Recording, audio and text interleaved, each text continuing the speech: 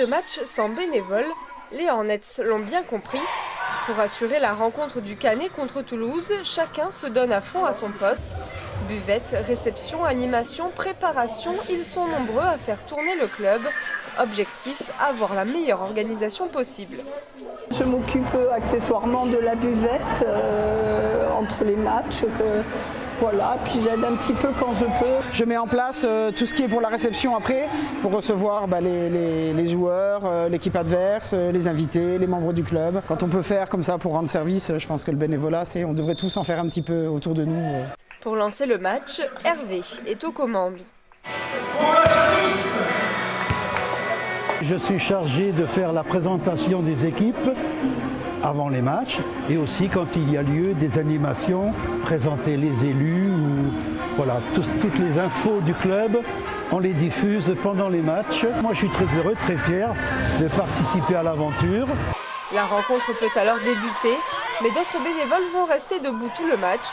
Ils s'occupent de mettre l'ambiance et chauffer la salle. Mascotte et pom-pom girl donnent de leur voix et de leur talent de danseurs pour faire bouger le public.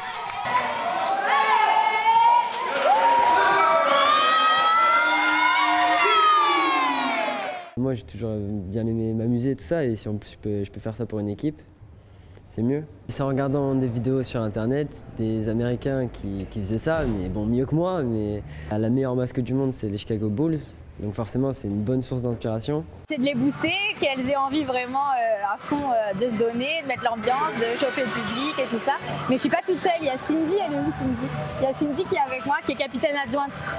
Voilà, et donc du coup on prépare à deux et voilà, on essaye de les motiver et de faire qu'elles aient envie de venir. Alors est-ce que ça marche bien? Est-ce qu'il y a de l'ambiance les filles là?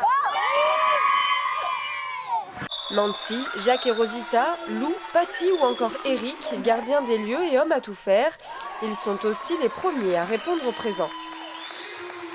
Et pour les déplacements en compagnie de l'équipe lors des matchs extérieurs, la communication, le site internet, Mylène est également sur tous les fronts.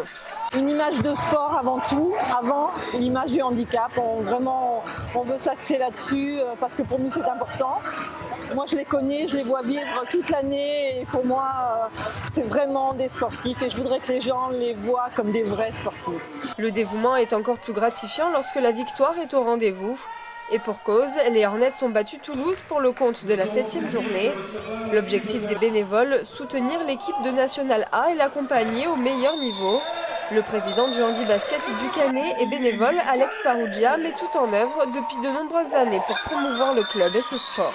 Avant tout, c'est d'essayer de faire en sorte que le handi-basket puisse être vraiment à sa place dans le sport français. C'est un magnifique sport avec beaucoup d'engagement et le but en créant un site web professionnel, en mettant en avant tous les partenaires, en faisant diverses choses, on essaie de faire en sorte surtout que le handi-basket soit à sa place au niveau national et qu'il soit respecté et surtout en tant que tel, en tant que véritable sport dans le milieu français. Les bénévoles seront de nouveau à pied d'œuvre le 2 décembre prochain pour le dernier match à domicile des Hornets avant la trêve de Noël.